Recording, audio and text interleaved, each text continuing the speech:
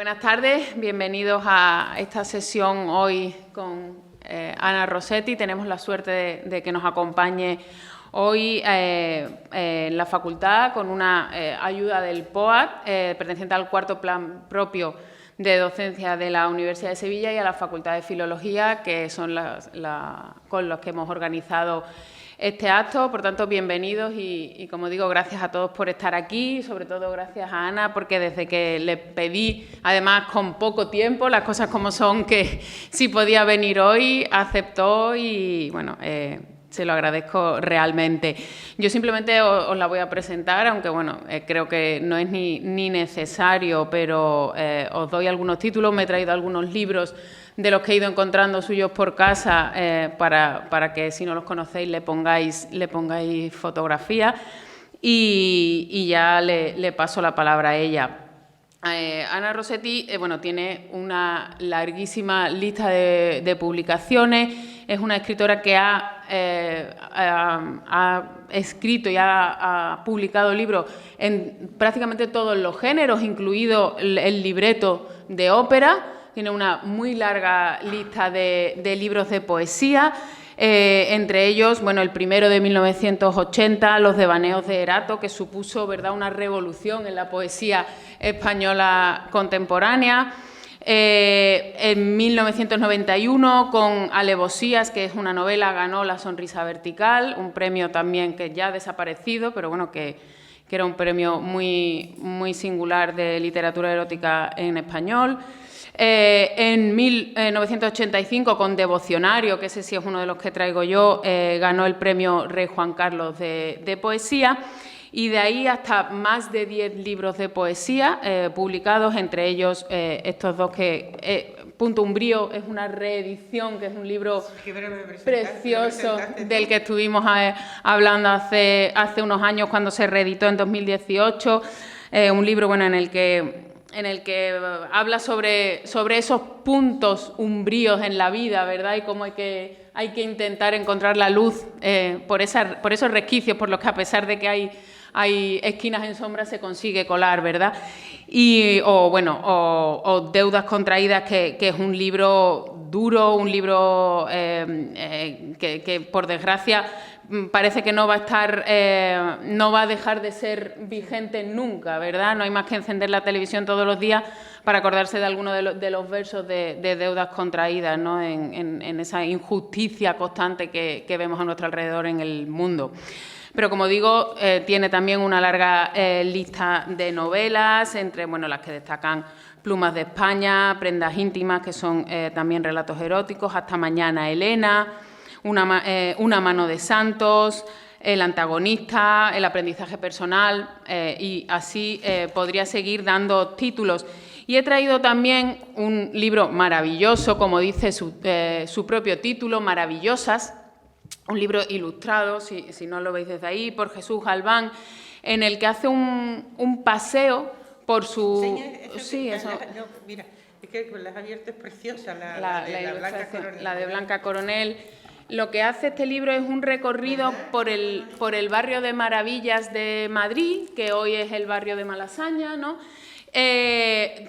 Contando la biografía de todas las mujeres que vivieron en ese barrio, pues desde una monja, una princesa, ¿no? Cualquiera, ¿no? Cualquiera que se pueda llamar maravillosa, porque también estuvieron otras que dejan mucho que desear. Exacto. Pero todas las que yo le pude poner maravillosas y que en ese momento tenía a mano, porque luego he descubierto que hay más, pues están en este libro. Y de hecho, os lo digo, si vais a Madrid, que yo hago paseos por el barrio, sí, hablando de ellas. Qué bonito. Bueno, y por terminar y pasarte la palabra y no robar más tiempo, el último que acaba de salir, acaba de llegar a las librerías. De hecho, no está ni presentado, no, ¿verdad? Mañana tienes un acto en Madrid, pero no se ha presentado todavía. Un libro titulado Somos un cuerpo herido, dedicado a Hipatia y a Catalina de Alejandría. Por tanto, vuelve, ¿no?, a retomar ese tema de mujeres extraordinarias sobre las que hay que escribir. Pues Ana, como decía, muchas gracias, de verdad, gracias por estar aquí. Cuando te propuse venir me dijiste que querías hablar de poética y poesía, porque... Sí, bueno, a ver, tú sabes que te puedo hablar de muchas cosas, porque también podía haberte supuesto. hablado de las mujeres de Malasaña, y de hecho a lo mejor cualquiera Claro que sí. sale cualquiera de ellas aquí están. en la conversación, pero como había que centrarlo en algo y hablar de un título y demás, sugerir lo de poética y poesía por una razón. Y es que a los que escribimos poesía, siempre, o sobre todo, la condición para entrar en una antología es que tienes que escribir una poética, no sé por qué razón. Y la gente, cuando escribe la poética, pone unas cosas que yo no sé si se las creen o no, pero es como otro género literario, lo de la poética, porque son unas cosas que además son peligrosas, porque si tú centras que tu poética es eso, ya no puedes cambiar. Fijaos que tiene que ver los devaneos de Erato, que era un libro muy gozoso, muy gamberro por otro lado, muy divertido, con deudas contraídas. O con Puntumbrío, que es, como su nombre indica, el poemario más hondo y más umbrío que tengo, ¿no? Y cuando te proponen eso, yo siempre procuro escaquearme, porque si en razón de ser tenemos que significar realmente qué es lo que quiere decir poética, poética quiere decir la forma de hacer. Y la forma de hacer para cada libro es uno, y además no tiene por qué ser la poética cuando estamos hablando de poesía. Es también cómo se está construyendo una novela o cuando se está construyendo lo que sea, porque poesía es hacer, no es crear, no significa otra cosa. Y bueno, resulta que me llaman de la Fundación Juan Mar y me dicen que tengo que hacer la poética y poesía. Y yo me pongo a discutir con la persona que estaba hablando, diciendo que eso era un mamarracho, que no existía la poética, que no sé qué, que no sé cuánto. Y bueno, el pobre, que aguantó todo el chaparrón, pero a pesar de todo me dijo que fuera. O sea, que me podía decir, bueno, pues se acabó, ¿no? Si no estás contenta, pues llamamos a otra o a otro, se acabó, pero no.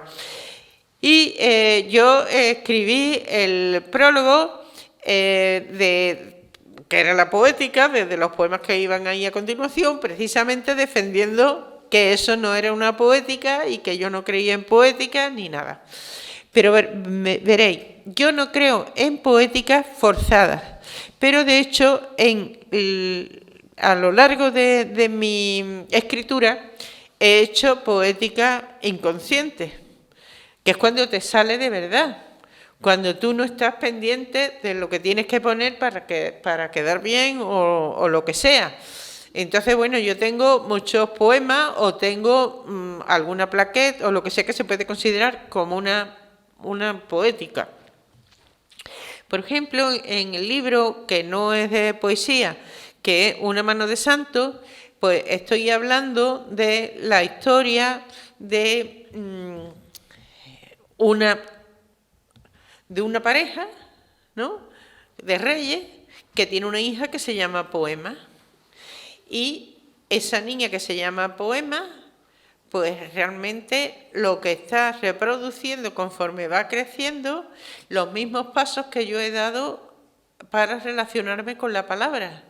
Primero tenerla como un juego, de repente ver que eso no me bastaba, que el estar haciendo juegos de palabras y haciendo cosas de esas no me conducían a nada, y luego darme cuenta que había que crecer y había que mirar otra cosa distinta a mí. Esa historia de la princesa Poema, que yo estaba contando, digamos, mis pasos con la relación a la palabra, tiene un encaje perfecto con la leyenda de Santa Casilda.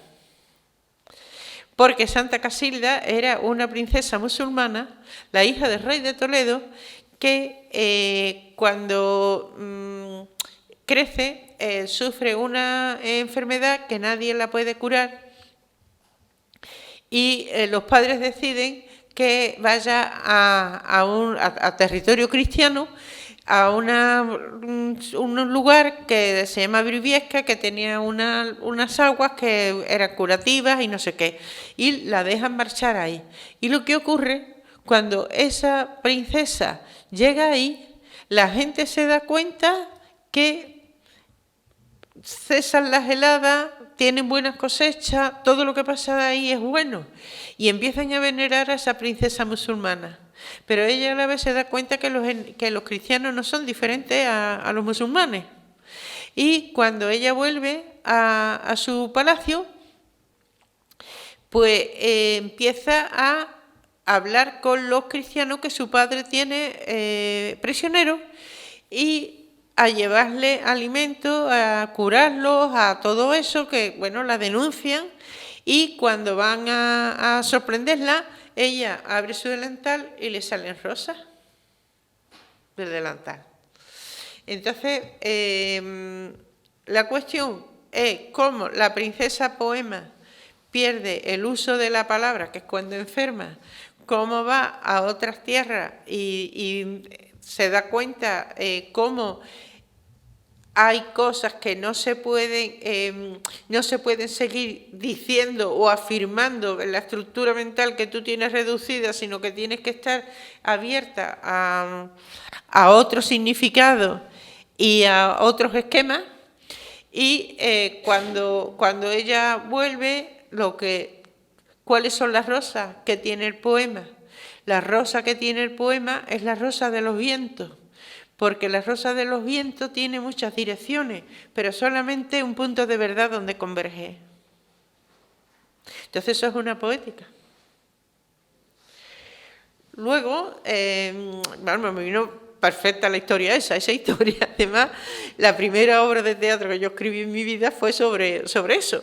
Y yo tenía 8 años y lo hice en el colegio, lo presenté en el colegio y todo, de lo que me gustaba a mí, porque todas las santas eran todas cristianas, pero de repente esta era musulmana. Y aunque a Santa Isabel de Hungría le pasa lo mismo de la rosa, o le pasa lo mismo a Fray Diego de Alcalá y todo, pero eso a mí no me parecía tanto mérito, sino como que le pasara a una musulmana, que fuera buena con los cristianos, porque era contarme la historia de una manera distinta. Entonces ya a partir de ahí eso puede ser una poética, porque es ver la realidad desde, a ver, yo lo miro así, pero ¿qué está pensando el otro? Aquí viene muy oportuno el poema ¿Qué será ser tú? ¿Lo tienes señalado por algo? Porque eso le gusta mucho a la gente. Espérate. No, pero lo buscamos, lo traía aquí apuntado como... Espérate, está por aquí. Vamos, es eso, ¿no? Es decir, yo estoy amando locamente, ¿no? Pero la persona a la que estoy amando locamente sí está pensando si yo soy una plasta. Si yo lo estoy acosando, si yo me estoy pasando 4 pueblos, ¿qué será ser tú? Este es el enigma, la atracción sobrecogedora de conocer, el irresistible afán de echar el ancla en ti, de poseerte. ¿Qué será la perplejidad de ser tú? ¿Qué el misterio, la dolencia de ser tú y saber? ¿Qué el estupor de ser tú, verdaderamente tú, y con tus ojos verme? ¿Qué será percibir que yo te ame? ¿Qué será siendo tú oírmelo decir? ¿Qué entonces sentir lo que sentirías tú? Bueno, pues con toda esta historia que yo tenía con la Fundación Juan Mars y la poética y la poesía, resulta que me surge un acontecimiento en mi vida, que vaya a Burdeos, y ahí se me hace un clic, porque era en el año en que yo iba a ir a Burdeos, era el centenario de la fundación de la orden religiosa en la que yo me he educado. Entonces, de pronto, a ver, si yo soy lo que soy o lo que sea, pues también se lo debo mucho a todo esto, y ahí hago una amalgama muy rara para que yo me ponga a hacer, para poderla explicar, porque son conexiones neuronales y cerebrales que No sabemos cómo, o sea, por lo menos yo no sé cómo funciona, pero de ahí sale este libro, dedicado a la poesía y dedicado es una poética, pero esto ya es una poética consciente. Es decir, si alguien quiere una poética, que coja cualquier poema de aquí, que lo estoy contando, ¿no? Y de hecho ya tengo un poema precisamente que se llama así. Y bueno, y aparte, pues claro, estoy estudiando en cada poema mi relación con la poesía y con los elementos de la poesía. Es decir, lo que es la palabra, lo que es la inspiración y todo eso, ¿no? Entonces, bueno, esto se llama poética. Porque no es ilusionismo ni hechicería, en vano nos inquieren, en vano nos obligan una y otra vez que confesemos, a que descubramos el sortilegio o el engaño, a que revelemos dónde está la sustitución, la yuxtaposición, la falsificación, en dónde y en qué reside la estructura de la magia. Pero no lo sabemos. Utilizamos herramientas conocidas para adentrarnos en la gruta viviente del lenguaje. Encontramos impenetrables erizos enroscados o algas invitadoras. Encontramos naufragios, tesoros, penas ahogadas vagando a la deriva. Vibraciones como llantos desesperados, cantos seductores y peces fosforescentes. Encontramos mástiles erguidos avanzando imprudentes en el temporal como el verbo de un profeta. Patrullas de aves rapaces emergiendo sus temibles picos, cintas ondulantes de los bancos de alevines, conchas estriadas, animales de fondo y bosques de abanico. Encontramos suciedad, ruina y podredumbre. Encontramos hielo flotante, anzuelos, hélices y linternas. Encontramos todos los matices del verde y del azul. Encontramos las señales de los muertos.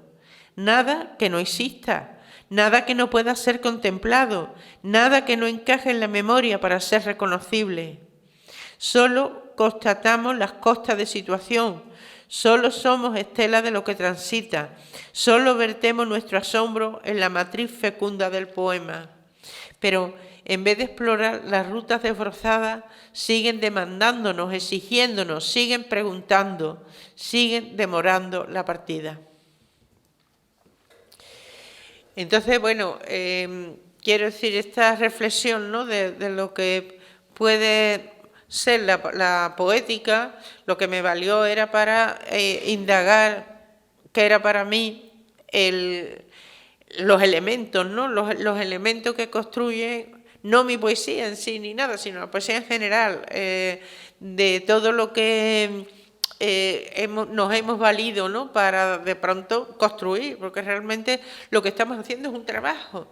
No es un trabajo artesanal, aunque tiene parte de artesano porque es oficio, pero tiene el elemento intuitivo de lo que es el arte, y entonces ahí todo lo que hemos aprendido de repente se nos descoloca y de repente no nos vale.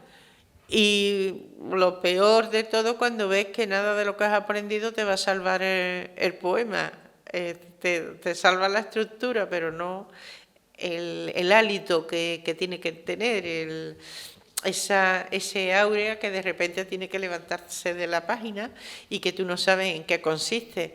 Cosas que tú las has construido muy bien, las tienes que echar a la papelera porque no funciona, por más que sea. Y tú estás escribiendo muchas cosas, pero si tú ya quieres... No, pero pregunta ya porque pienso que tiene que ver con lo que yo estoy hablando, ¿no? Bueno, pues por ejemplo, precisamente ahora que acabas de decir esa diferencia entre la estructura y el hálito que necesita un poema para existir, tus primeros poemarios, ¿no?, entre ellos, bueno, pues devocionario o hasta Punto Umbrío, eran poemas con una estructura, una forma medida, y después empiezas a escribir en prosa poética. Eso ahí hay poemas en prosa. O poemas en prosa. Sí. Ahí hay una decisión de cambio de forma. Sí, mira, a partir de... yo nada más que tenía 3 libros cuando hago esto, y ya me estaban encasillando y ya de alguna manera me estaban empujando a que fuera de una manera. Y eso a mí me estaba asfixiando, porque yo no tengo por qué, pero es inconsciente, naturalmente, pero tú veías que eso funcionaba y tal. Y yo quise apartarme de todo eso y me pidieron de Torremoza, la editorial Torremoza, que es una especie de antología o lo que sea, y entonces yo a esa antología le puse Yesterday. Y eso de llamarle Yesterday, lo que yo quería decir con eso, que ya se acabó. Que hasta ahí. Y, pues mientras tanto, pues escribí la alevosía, escribí la ópera, escribí otras Plumas de España, otras muchas cosas, para quitarme eso de la cabeza. Y ya cuando abordé de nuevo la poesía, que fue cuando hice Pontumbrío, yo ya estaba ya lejos, no solamente de lo que yo había hecho, sino también de la persona, porque es que transcurrieron 10 años, con lo cual es un precipicio, vamos. Todas las experiencias, pero también el país había sufrido también unos cambios, porque no es lo mismo en los años 80 que en los años 90. Toda esa explosión que había en los años 80, y es lo que yo atribuyo también que mis libros tuvieran ese éxito, era porque estábamos en los años 80, esos libros en otra época no funcionan igual, ¿no? Y tampoco tenía sentido de estar insistiendo en eso, porque ya no era eso, ¿no? Y entonces cuando empieza a brotarme Pontumbrío, poco a poco se va estableciendo, y a partir de ahí, aunque yo utilizo la rima, la métrica, las estrofas y todo lo demás, pero lo hago en poesía infantil. Cuando hago la poesía infantil sí, porque me gusta que primero educar el oído, después porque eso es una fórmula buena mnemotécnica, y porque lo que te gusta de las palabras, o por lo menos lo que a mí me gustaba de las palabras, es esa coincidencia de las rimas. De hecho, verso se llama verso, seguro que lo sabéis, por el surco que hace el arado cuando vuelve.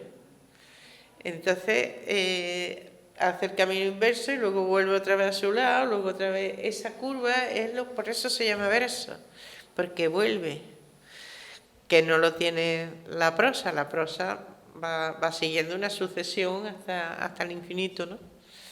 Y es ahí por lo que de repente cambio, ¿no? Claro, pero y cambia también incluso en las temáticas de los sí. poemarios, ¿no? Porque de esos primeros poesía erótica que... Ay, que no tengo micrófono, perdonadme. Perdón, Marta. Que quería decir que cambia incluso de lo que tratan esos poemarios, porque esos primeros libros que van a encasillarte durante mucho tiempo en ese erotismo poético, ya en Pontumbrío ha desaparecido. No, claro, ya se acabó, pero lo que pasa es que hay más de lo que la gente se cree. Voy a decir por qué. Aquí hay más que en devocionario de cosas de santos y de cosas así. Lo que ocurre, como ahí estaba más o menos explicitado, y la gente sin indagar de nada más, inmediatamente te pone la etiqueta y te pone el prejuicio. Yo también estaba muy harta de eso, que no me habían entendido. A mí me han llegado a hacer las preguntas tan íntimas por un lado, tan descaradas, como decirme de repente, oye, ¿cuándo perdiste la fe? Decir, vamos a ver, yo he podido perder la fe, yo puedo ser ahora mismo más atea que nadie, pero yo eso no lo he dicho, y yo además no te lo tengo por qué decir. Pero porque se pensaban que esto estaba como un acto de subversión, o yo qué sé qué. Entonces, como eso ya, digo, ya no hago nada explícitamente, porque la gente no me va a entender. Y ahora resulta, en Pontumbrío hay muchas cosas que son de San Ignacio de Loyola, o cosas que son de San Agustín, o cosas que son de Santa Juana de Lestrona. Pero como no se sabe, porque lo que estoy cogiendo es como materia poética, yo no quiero que nadie se vaya a bautizar pasado mañana, sino es que forma parte de mi construcción mental, como puedes estar hablando de... sacerdotes y obispos y tal, estaban hablando de cosas de la mitología. ¿Por qué? Porque le venía bien para sus construcciones. Tú escuchas a Góngora y Góngora te está hablando de ratos de Europa. Y López te está hablando de esas cosas. Pues entonces, ¿por qué no puedo yo estar hablando de lo que sé? No de otra cosa, sino de lo que sé. Esto, pues llenar tu nombre es una frase de Juana del Estonar.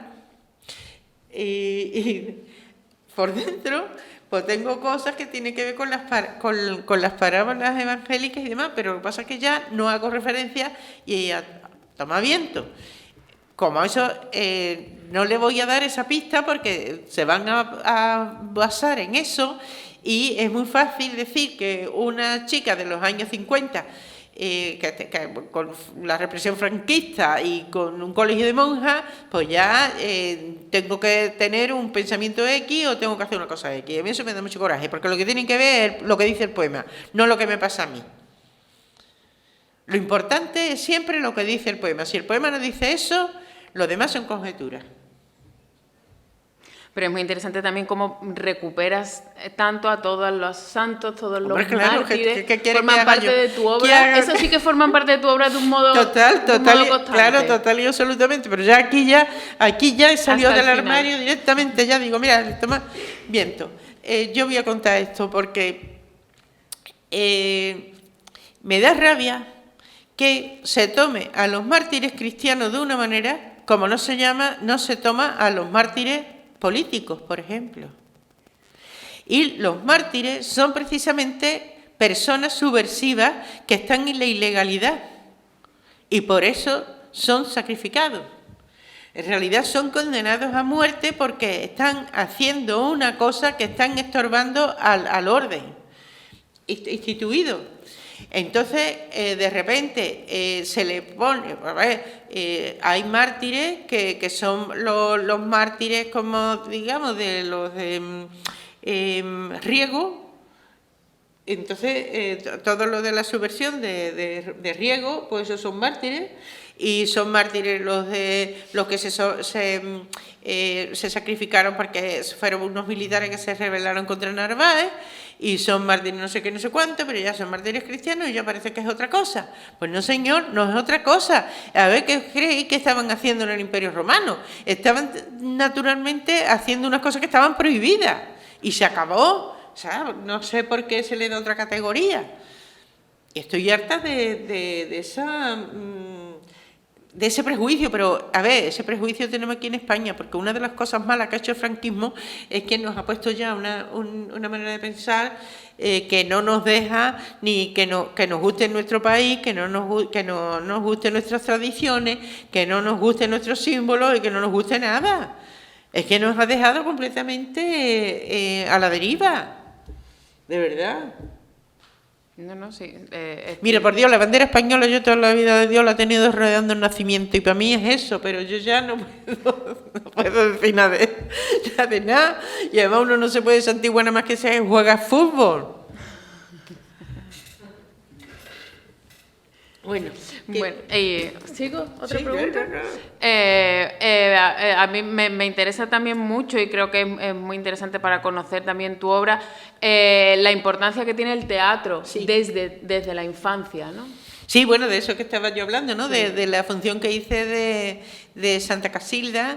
Y bueno, yo he hecho muchos teatritos. También es verdad que en aquel tiempo, como no se tenía televisión ni se tenía nada, pues es verdad que el teatro estaba mucho más presente de lo que pudiera estar ahora, ¿no? Y además en el colegio pues nos fomentaba mucho eso, se hacían muchas funciones de teatro, pero luego pasó otra cosa. Y es que en los años ya 60 había muchos grupos de teatro independiente. Y era una manera también de relacionar, ¿no? y de poder estar con un núcleo haciendo cosas en común, ¿no? Y cuando me fui a Madrid, una de las cosas más interesantes de mi vida fue el meterme en grupos independientes. Y yo estuve haciendo teatro hasta los años 80, me refiero como grupo independiente. Luego, a partir de los años 80, es verdad que he participado en cosas de teatro, pero ya en otro nivel, ¿no? A mí me ha gustado mucho el teatro como una manera no solamente de expresión, sino también de crecimiento y una manera de poder interactuar con otras personas, porque lo que tiene de bueno, educativamente hablando, es que en el grupo es importante y tú eres importante en el grupo, porque cualquier cosa que tú haces va a repercutir en un resultado común. Entonces tú tienes que ser puntual, tú tienes que hacer bien tu papel, tú tienes que hacer, no por ti, sino por todos los demás. Y es una pena que en los colegios eso ya no tienen tanta, bueno, desde determinados colegios no tienen tanta importancia. Desde luego quien tiene muchísima importancia eso son los de los salesianos. Los salesianos hacen un teatro además de toda la vida. Cuando yo era chica nos traían obras de teatro de los salesianos para que lo hiciéramos ahí, y películas también que hacían. Eso lo han tenido muy así. Y muy recientemente, a lo mejor era 7 años o algo así, di una obra de la familia Adams, un musical hecha por chicos de los salesianos, que fue tremendo porque tú los veías en el escenario y era la familia Adams, pero luego estaban para despedir a la gente que habíamos ido, y claro, te daban cuenta que eran chavales, pero de verdad se habían crecido tantísimo que no parecía. Maravilla. Pues bueno, hay una cosa que esto se llama consideraciones, porque también uno piensa que para escribir un buen poema te tienen que pasar unas cosas extraordinarias, o tienes que ver paisajes maravillosos, o estar en no sé qué sitio, o estar con determinada gente, ¿no? Entonces esto se llama consideraciones. Todo encierra un bagaje de señales y muestras. Todo es lámpara, brújula, péndulo, aguja, hoja de ruta de itinerarios errabundos. Todo es una cápsula, un capullo de seda, una nave nodriza que provee de esperanza o recelo el viaje. Todo es un tropel de partículas, una pantalla donde las imágenes de un frenético zapping se atropellan, un torrente de reacciones concatenadas. En todo hay signos de alfabetos para aprender, representaciones de realidades invisibles, mapas de territorios ausentes, meridianos de mundos potenciales. Solo una arrogante ignorancia puede creer que sea insignificante algo de lo que existe. Pongamos la simiente de la mostaza. Es la más minúscula de las semillas, sin embargo, ha requerido toda la sabia orfebrería de la creación para existir. Y en su pequeño orbe están codificadas la belleza y la fuerza suficientes para merecer y soportar su semejanza con el reino de los cielos. Luego hay una pregunta continua que nos podemos hacer, y es ¿para qué sirve lo que hacemos con las cosas que están pasando? Que si es un adorno la poesía, si es una frivolidad. Tengo dos poemas, creo, o a lo mejor hay otro más también con esa inquietud. Este se llama El equilibrio. La minúscula hierba retorna su molécula de oxígeno al aire que nos obstinamos en degradar. La poesía es un vendaval de aire puro en nuestras existencias irrespirables. La minúscula hierba muere, pero su polen es indestructible. La poesía no evita el dolor, pero no consiente que sea infructuoso. En este perpetuo nivelar, la hierba silenciosa y la poesía, con su verbo arrebatado, afirman su única y extrema razón. Y así como la hierba siempre encuentra un resquicio para crecer, la poesía rompe sellos y violenta arcanos para enraizar poesía, donde no hay poesía para que haya poesía. Y este poema, que es casi lo mismo, que muchas veces eso, ¿no? Lo de la frivolidad, de poner belleza en los sitios, de decir por qué se hacen campañas para llevar juguetes a niños que están muertos de hambre, o por qué lo que se hizo al campo de concentración, que se llevó barras de labio. Y luego tú te das cuenta cuando entraron los besos que había mujeres que estaban agarradas a su barro de labio porque de repente se encontraban como personas por tener la barra de labio. Nosotros no podemos meternos si eso le va a tal cual, sino de repente tú le estás dando otra cosa distinta a toda esa realidad que tiene así, ¿no? Entonces esto pues se llama imperativo poético. Y bueno, no sé si contaros antes en qué me he basado o si deciros después. ¿Qué hago? ¿Lo digo antes o lo digo después? Decidme, ¿qué hago? Después. ¿Después? Sí.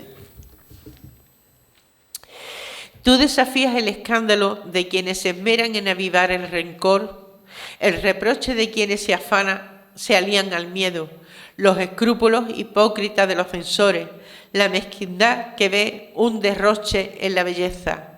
Pero cuando rompes sobre la aflicción tu frasco de perfume y la envuelves en el manto de tu cabellera esplendorosa, no estás silenciando nuestra indigencia ni pactando con la desgracia, sino devolviéndonos la herencia arrebatada, el refugio profanado y la concordancia ofendida. Estás cauterizando, soldando, uniéndonos en tu impetuosa inspiración. Por ello, a ti clamamos y te ofrecemos nuestras lágrimas. Transfórmala, Señor, en aguacero. Yo todo esto me estoy refiriendo a la poesía, me refiero en todo el poemario, Por si. Transfórmala, Señora, en aguacero, en fresco rocío pentecostal, en venturoso oasis.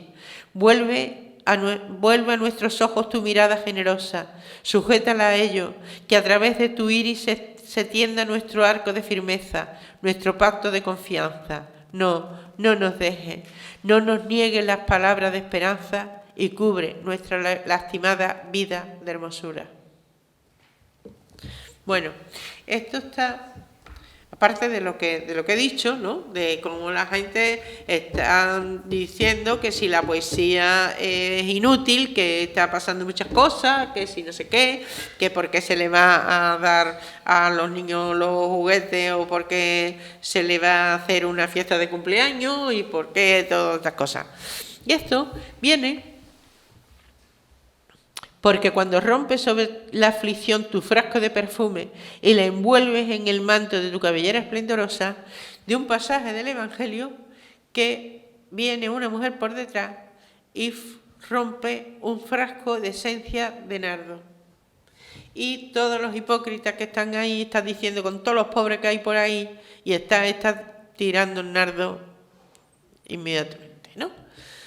Y pasa lo mismo en el episodio cuando llega ella y le lava los pies y se lo seca con el pelo y también le dice tal y que cual. Bueno, la historia es que lo están viendo mal, porque están viendo que eso es como un derroche. Y la cuestión es que esa mujer, cuando está sacrificando su esencia de nardo, que además era súper cara, eran unos frasquitos pequeños de todo eso, lo está sacrificando y tal, en honor a alguien a quien ella admiraba y todo, realmente lo que estaba era dejando algo suyo ahí, que tenía la gente que criticar, ¿no? Entonces, si yo lo único que puedo hacer por la gente es darle un poema, pues es que es lo que hay, es que no puedo darle más, ¿no? Entonces, claro, esto en devocionario lo hubiera puesto de otra manera y me hubiera caído en la mundial, pero aquí nadie se entera. ¿Me comprendéis cómo hago un ejercicio ahora distinto? Pero lo has leído como una oración. ¿El qué? Ese poema lo has leído como una oración. Perdona, lo has leído como una oración, casi, ¿no? En devocionario dices que habría sido de otra manera, pero aquí yo te lo he oído como si estuvieras dándonos una oración. Como si lo hubieras leído como una oración. Sí. Es que todo esto son oraciones. Cuando te lea la última vas a ver, cuando te lea el último poema de esto vas a ver que es verdad. Para mí la poesía, como es creación, es lo que tenemos de pronto en común con Dios dentro de todo lo que sea, porque somos creadores, estamos creando un mundo, igual que Él. Entonces, claro, si tú tienes que hablar a la poesía, le tienes que hablar como, por eso le llamo señora, porque nosotros somos sus servidores, servidores de la poesía.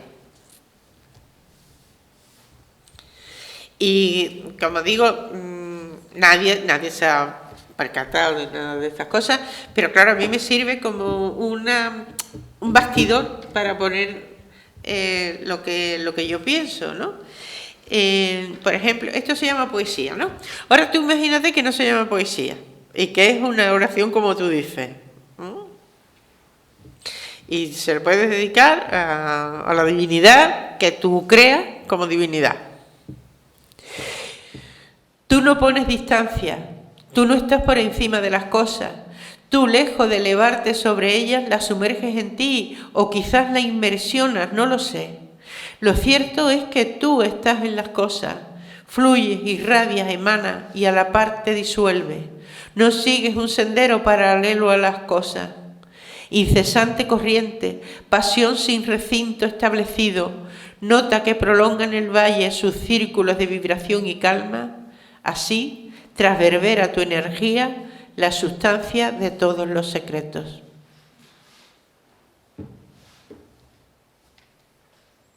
Entonces, bueno, estoy hablando de la poesía como algo espiritual y como algo que nos invade y que es algo que nos invade y nos enseña y nos atraviesa y nos une.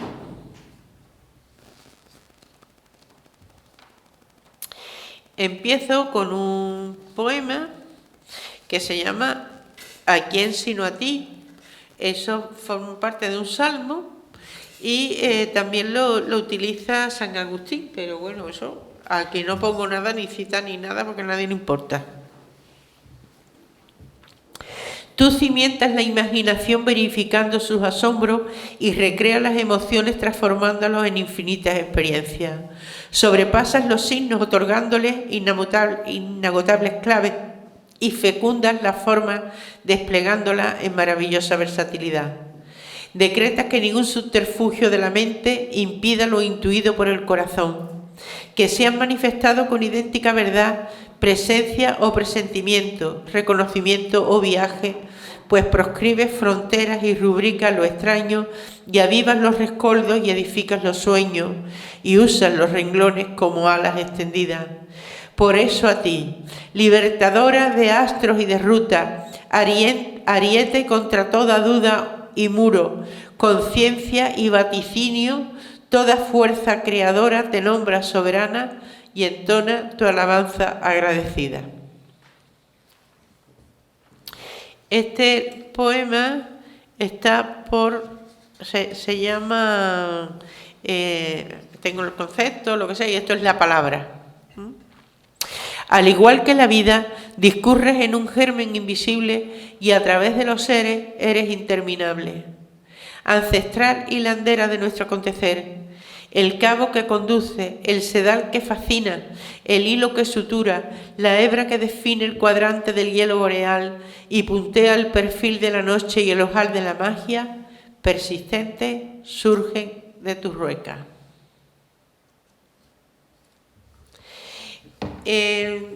Hay una tendencia que tenemos todo el mundo de no escribir lugares comunes, de no recorrer tal y que cual, y es como si fuera un hándicap, ¿no? A la hora de empezar a escribir y tener que evitar con eso, pero claro, eso es imposible.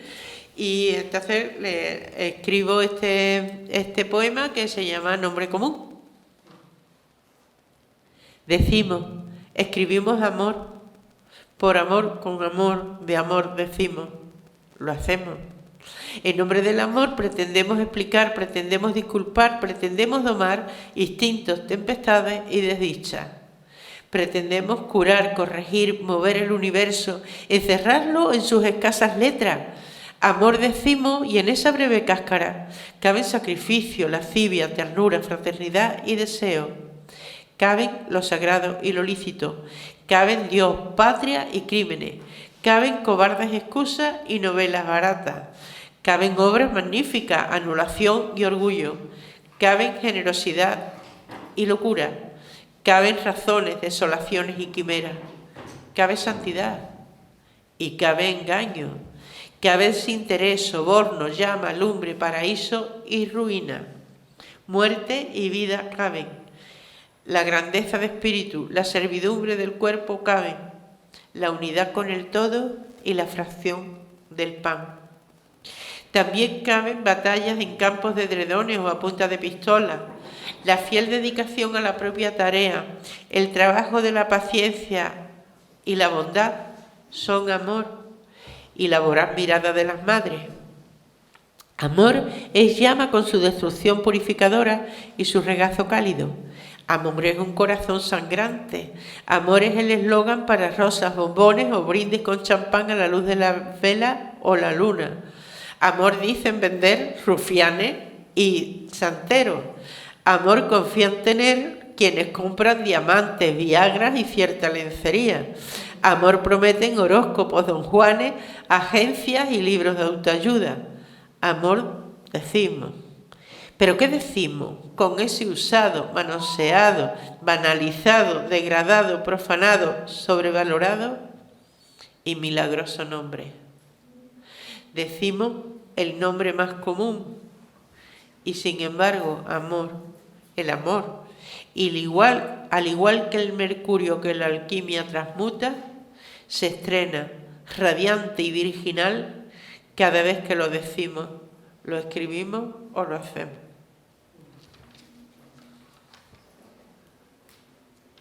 Esto es la inspiración, un enigma.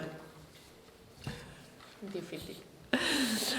Horas y horas ensayando versos, recitándotelo, tratando de encontrar el cabo de la magia, acertar con la vara que vomita confetis o una espiral de pólvora, un ramo de las flores artificiales o el sable o la sombrilla. Horas y horas ensayando versos, recitándotelo, golpeando bastones en rocas o en chisteras sin que la liebre salte. No vale para que funcione el truco cuantas veces se intente. Ni las instrucciones aprendidas, ni el naipe en la manga, ni la destreza en el escamoteo, y aunque es prescindible tener fe, no es garantía tampoco.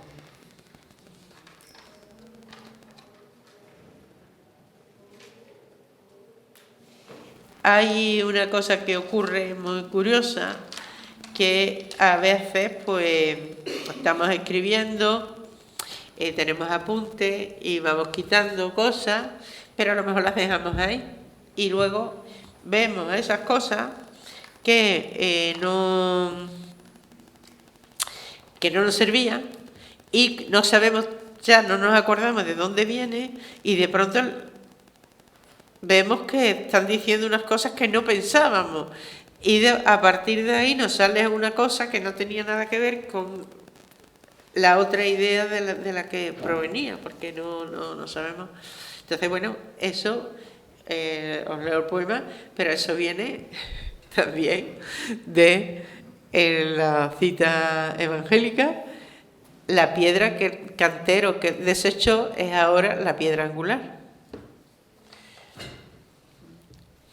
Lo excluido. Chispas que se dispersan atónitas y libres, partículas radiales, nómadas que transitan sin huella y sin peso, vagas como la sombra, pero siempre presentes. Son peces voladores que libremente saltan, se zambullen y luego se vuelven a escapar.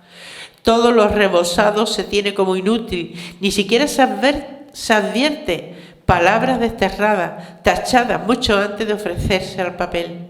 Pero alguien de pronto se fija y reconoce una llave maestra o una piedra angular.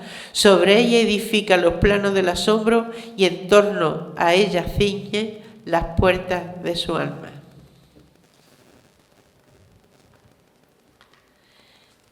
Yo no sé cómo voy, ¿eh? Bueno, tenemos un ratito más si quieres y, sí, y pues, si alguien quiere pues hacer leo dos. Estamos todos encantados escuchándote. O sea bueno, que... ya, pero tampoco hay que pasarse. Mira, voy a leer lo que estamos hablando de las oraciones. dos que son más... Bueno, esta se llama de encima oración final, o sea que... Oración final. Bendita sea tu pureza y eternamente sea vivificada desde el sufrimiento del mundo, desde la grandeza, desde el amor del mundo, desde toda criatura y sus voces. Te hundes en la desdicha para cribar fulgores, en las llagas incurables de la vida, en sus ebrios vaivenes y su milagro para tocar la gracia y la belleza. Como baile que engarza en su figura vértigo y consonancia, así eres. Como lirio entre las alambradas, como el musgo surgido entre el deshielo, como un loto purísimo en la ciénaga, así eres. Así te concebimos, como un diamante único tallado por el terco accidente del dolor, como preciosa perla. Y ahora el último. Gracias te sean dadas, porque desbrozas tu belleza incesante y la pones al alcance de los labios, porque asignas un nombre en cada sentimiento para que actúe su furia, su arrebato o su delicadeza, porque quitas las cortezas al dolor y nos instruyen con sus entrañas conmovedoras, porque nos haces vibrar como la noche rebosando de insectos o nos sosiegan como el día en las horas doradas de la siesta, porque desbaratas todo lo aprendido para que se revelen los enigmas, porque los movimientos más imperceptibles son vehemente certeza, porque desovillando los laberintos del silencio, conduce hasta lo más hondo del corazón, lo más hondo de los corazones de los poetas, porque en ellos encontramos hermanos en la celebración y refugio para los ardientes aguaceros de las lágrimas, porque jamás te impusiste, porque invitaste siempre, porque nunca castigas si te olvidan o no te reconocen, porque con sabia paciencia alisas los manteles, vigilas el vino y aguardas a que un día se haga festín de ti. Por todo ello, gracias te sean dadas, poesía, Señora nuestra.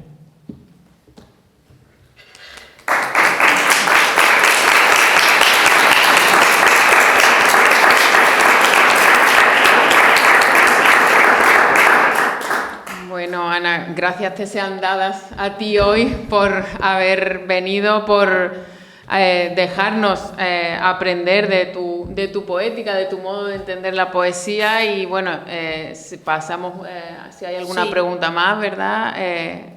Si alguien quiere... Sí, mira. Te pido que me traduzca porque seguramente no lo oiré. Usted ha mencionado durante esta conferencia varias veces la religión y a mí me gustaría hablar sobre todo a los santos, al cristianismo y tal. A mí me gustaría saber en qué se ha visto usted influenciada para ella. ¿Sí? No. Dice que a lo largo de todas las conferencias ha hablado de la importancia de la religión y de los santos. Sí. Y quiere saber por qué tienen tanta importancia para ti como te han Mira, influido. para mí no es que tenga importancia. La religión solamente tiene importancia para mí como tradición, ¿no? Para mí lo que tiene de verdad importancia es la espiritualidad. Voy a explicar que una cosa y otra. La religión, sobre todo la católica, lo que es más ritual que espiritual. Pero es lo que yo he aprendido. No es, o sea, ahí es más importante saber cuándo tiene que hacer doble flexión. Bueno, tú imagínate yo que era antes del concilio, cuando empecé eso, hacer doble genuflexión con esto de la cabeza, el levantarte, sentarte, hacer no sé qué y no sé cuánto, hacer una novena, hacer un triduo, hacer todo eso, ¿no? Eso, yo me he criado en eso. Pero eso es ritual. Y la religión de todas maneras tiene que ver con eso porque fíjate que viene de religares. Entonces está con preceptos, con prohibiciones, con lazos que se van atando, ¿no? Sin embargo, la espiritualidad no tiene nada que ver con lo ritual, aunque no es excluyente. Es decir, los rituales te pueden ayudar a alcanzar esa otra parte más íntima con lo que tú tienes, con tu interior. Yo separo las dos cosas, pero son cosas distintas, pero que quiero decir, una gente son religiosas y no son espirituales, una gente son espirituales y no son religiosas, y hay gente que son las dos cosas y no les causa de ninguna manera problemas. Para mí no es que tenga importancia la religión como religión, sino que es un material de trabajo, porque es mi universo. No solamente que está con todos estos, digamos, todos estos referentes, con también todas las palabras, porque tiene lo mismo que en el deporte hay un vocabulario, en la gastronomía hay un vocabulario, pues también en todos los rituales hay un vocabulario. Ese es el vocabulario que yo he aprendido. Entonces a mí solamente es importante a la hora de que yo lo estoy manejando. Y yo puedo, aunque yo diga, venga, yo no voy a hablar de esto, pero de lo que yo quiera hablar, el ejemplo que me viene siempre más fácil es como eso, ¿no? Yo estoy hablando de por qué a los pobres no se le puede dar un capricho, pues inmediatamente me acuerdo del pasaje evangélico, es que no lo puedo evitar, yo no me voy a quitar eso de la cabeza, porque ¿qué? ¿No? Porque ¿qué? Y lo que digo, que el estar adscrito a una tradición no es ni más malo ni más bueno, es el uso que tú hagas con esa tradición, nada más. La tradición te puede lastrar, pero también la tradición lo que te puede hacer, no lastrar, pero sí darte, digamos, una consistencia, una raíz. Entonces tú estás anclado en eso, pero luego tú puedes volar. Pero sabes que no vas a perder pie.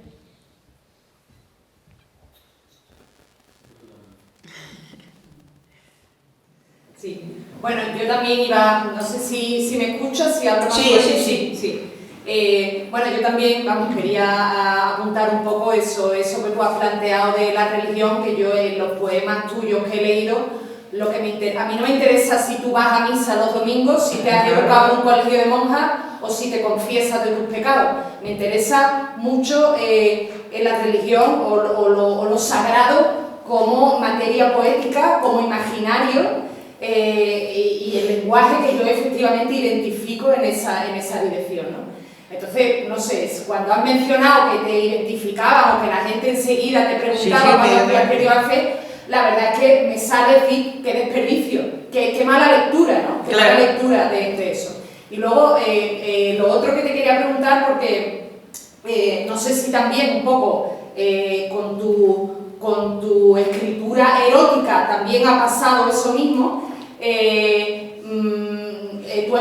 Los primeros poemas tuyos, tu poesía erótica primera,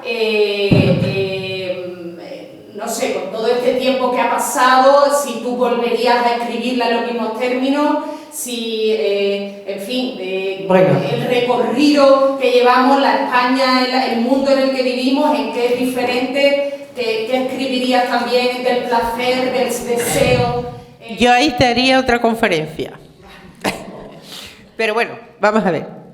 Yo no puedo escribir Los devaneos de Erato por una cosa. Porque ese libro es verdaderamente inocente en el sentido de que yo no lo estaba escribiendo ni para publicar, ni para nada. Yo no creía que yo iba a ser escritora ni que algún día iba a estar en la Universidad de Sevilla.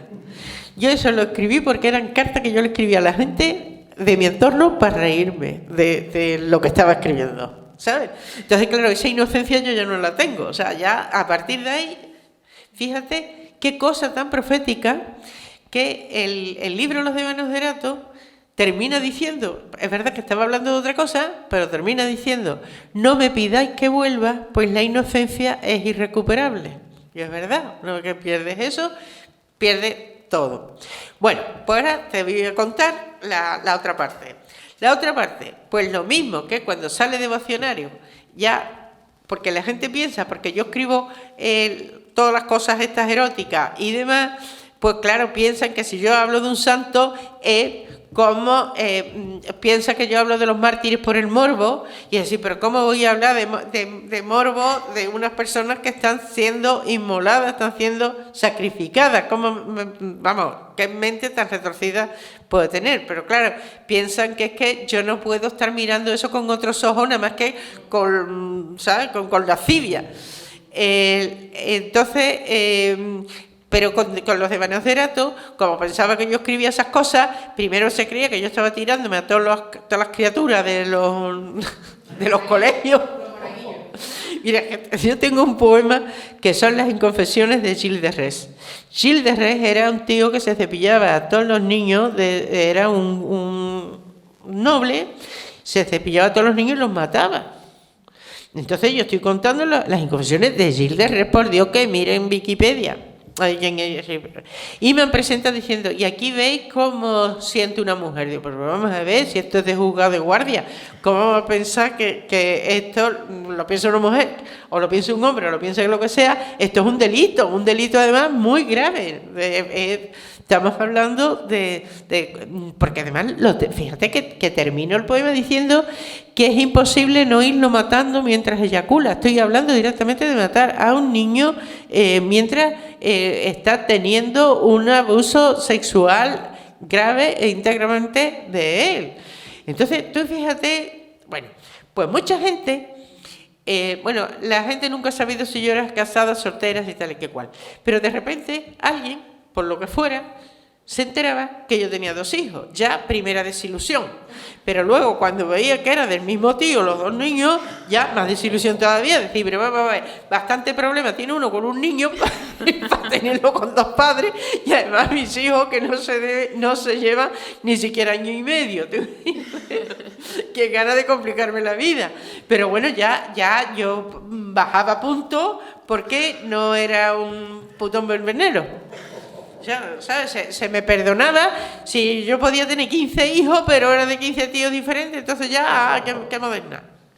Entonces, es increíble que la gente quiera tener esa unión de arte y vida, sí o sí, y sí es verdad que hay arte y vida, pero ten en cuenta que está pasada por el filtro del arte, y está de alguna manera, claro que hay vida, que hay cosas mías, hay vida mía, pero no al pie de la letra, por el amor de Dios.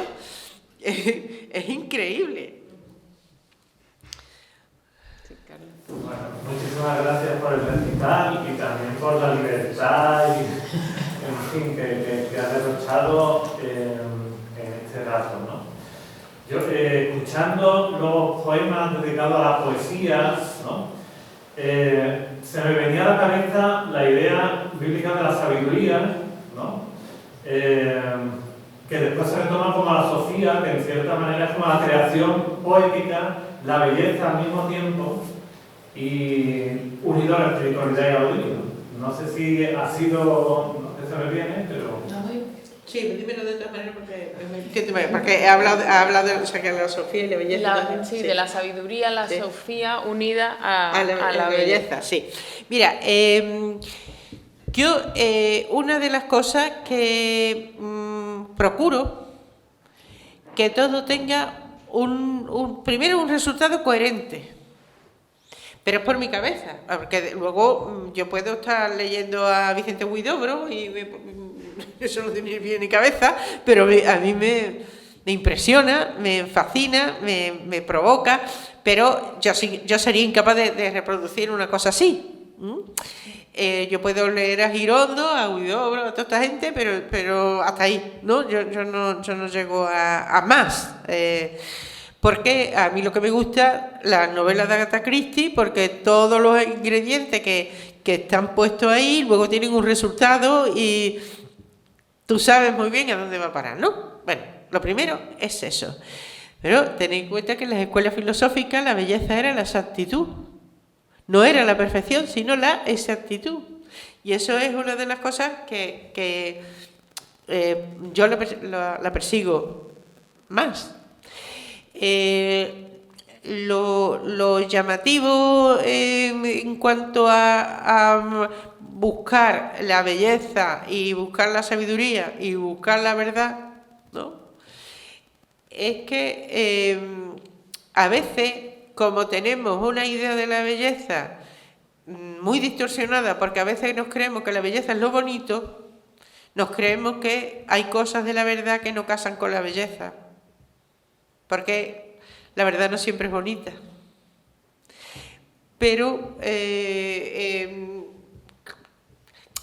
como te digo, es una lucha el conseguir belleza que sea bonita y sin faltar la verdad. Eso fue lo que me enfrenté. En deudas contraídas, ¿no? Con deudas contraídas. Me costó no sé cuántos años. Esto lo empecé a hacer en 2006. Porque yo he estado metida en muchos movimientos sociales, he estado y estoy en todo lo que haga falta. Pero eso yo no tenía manera de reflejarlo en la poesía por eso mismo. Porque yo no quería disfrazarlo de nada, yo quería decir que eso, yo quería hacer una denuncia, pero lo que no quería hacer era un panfleto. Entonces, me costó mucho, empecé a hacerlo en el 2006 y lo terminé, bueno, salió el libro en el 2016 y fue, como te digo, una cosa muy rara para mí. O sea, yo veía lo que estaba escribiendo y tal. Voy a leer un poema para que veáis cómo, yo no sé. Bueno, con el primero ya yo creo que podéis dar una idea de qué va. Mira, en realidad casi todos los títulos son títulos de frases hechas o de frases comerciales o lo que sea, ¿no? Pero sin embargo este tiene una cita en latín, el único cultismo que me he permitido, pero es porque la traducción de esta frase que es de la Eneida, todas las traducciones que he visto, todas valían y ninguna me satisfacía por completo. Me decía, esta es, ¿no? Porque puede ser las lágrimas de las cosas, o puede ser lo que nos hace llorar, o puede ser montones de cosas que he visto y tal. Entonces lo he dejado tal cual. Sunt lacrima rerum. ¿Qué ha sido de tu hermano, de tu hermana, imágenes tuyas, sangre tuya, tus iguales en estirpe? ¿Qué has hecho de tus hijos, de tus hijas, de tu linaje y tu herencia? ¿Qué has hecho de ti, disfrazando la existencia para no ver su desamparo, narcotizándola para no sentir su crueldad, embruteciéndola para no reconocer el fracaso del mundo? Te has desprendido de la familia humana como un fragmento aborrecido que no encuentra dónde asirse. Un fragmento de contradicciones y dilemas. Así eres tú. ¿Qué haces anegándote en anhelos que jamás serán colmados, confundiendo la justicia con la recompensa que crees merecer, la injusticia con tu resentimiento, suplantando el dolor de vivir por el ansia de lo que no posees, encerrándote en el rencor por lo que no consigues? Pretendes hacer lo que encuentras con lo que buscas, pero ignoras lo que buscas. Desconoces que todo cuanto llamas tuyo ha sido arrebatado a otro, pues ves tus manos limpias. Han sido los demás, dice, han sido los demás los asesinos, los salteadores, los que han violentado la inocencia, dice. Te has ocultado las huellas de su depredación y no sabes nada de lo que han hecho, dice. Tus ojos no conocen las lágrimas de los humillados, los olvidados, los desposeídos.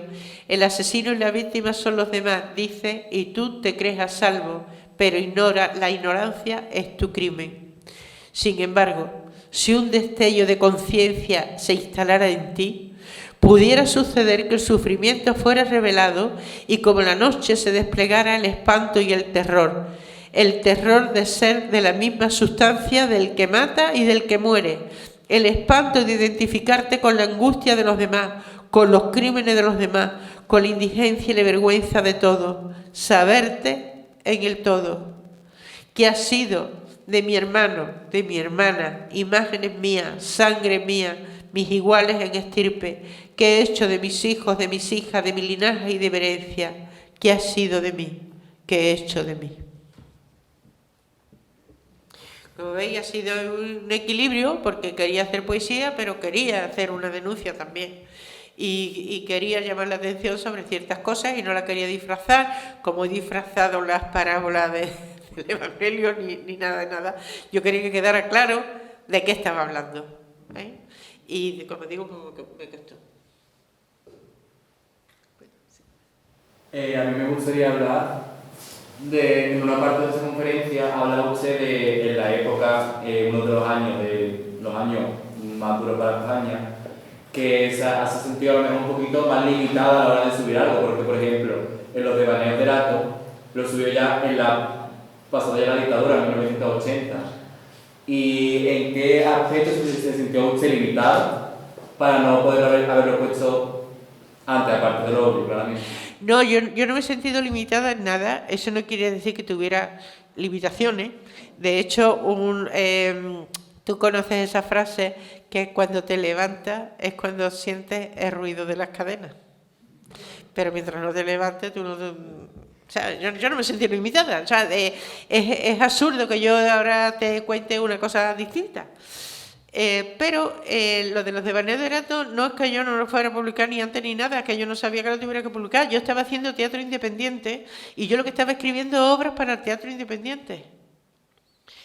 Y los devaneos de Erato, como digo, eran cartas que yo le escribía a unos y a otros por algo que nos había pasado.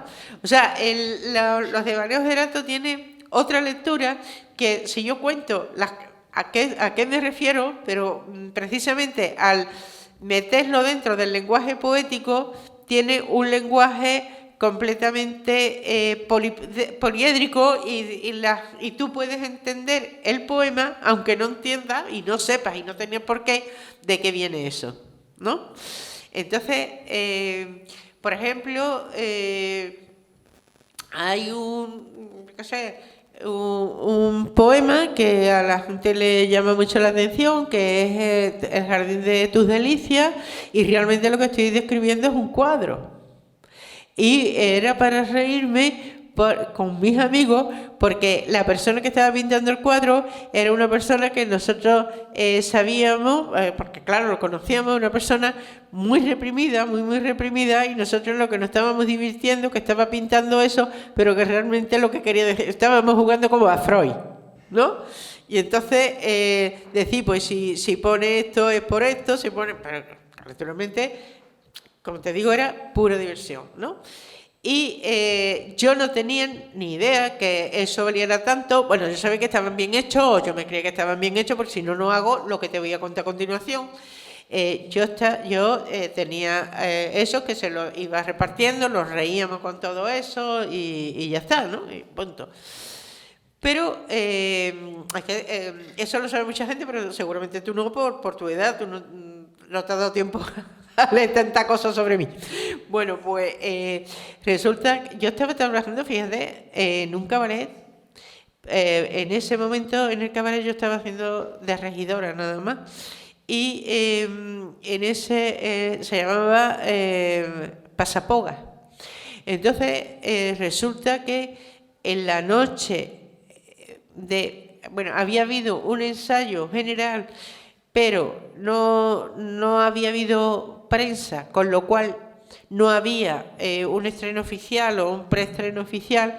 Eso quiere decir que cuando pasó lo que pasó, no teníamos derecho a indemnización ni nada, porque entonces las leyes estaban de otra manera. Estoy hablando del año 79, ya estábamos en democracia, pero todavía muchas cosas no se habían reformado. Pues resulta que se quema eso, se quema esa misma noche, se quema Pasapoga y nos quedamos todo el mundo en la calle.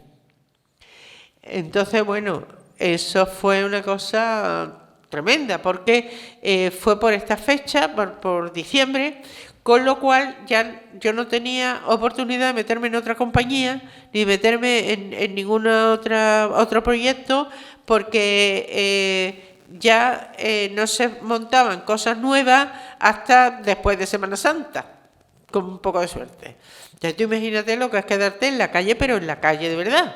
Eso era, vamos, la miseria de Dostoyevsky. Bueno, pues yo me metía muchas veces en lo que ahora es el SNAF y el Corte Inglés, que el Corte Inglés era Galerías Preciados, y el FNAC también, y tenía un pasadizo uniendo los dos, y en ese pasadizo era la librería. Yo estaba ahí viendo cosas, leía cosas, yo qué sé, para consolarme y estar calentita.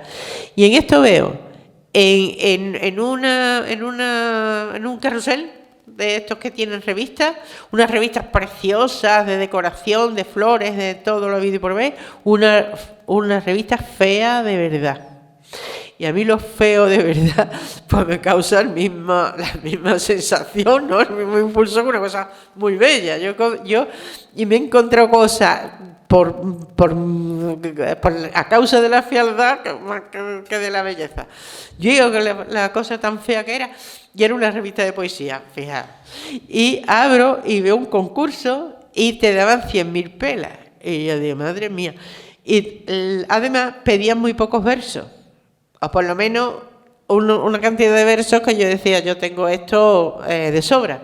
Entonces yo empecé a pedirle a la gente los poemas que le había ido mandando y formé los de... Fue así. Y formé los de Banoderato. Yo lo que esperaba era que me dieran 100.000 pelas y coge el dinero y corre, ¿no? Pero lo que yo no podía imaginarme que eso luego iba a repercutir en mi vida, porque eso es lo que tú has hablado, que sí, que el libro a la sociedad, a quien le hizo la verdadera revolución fue a mí, porque me puso me situó en otro lugar del mundo, ¿sabes?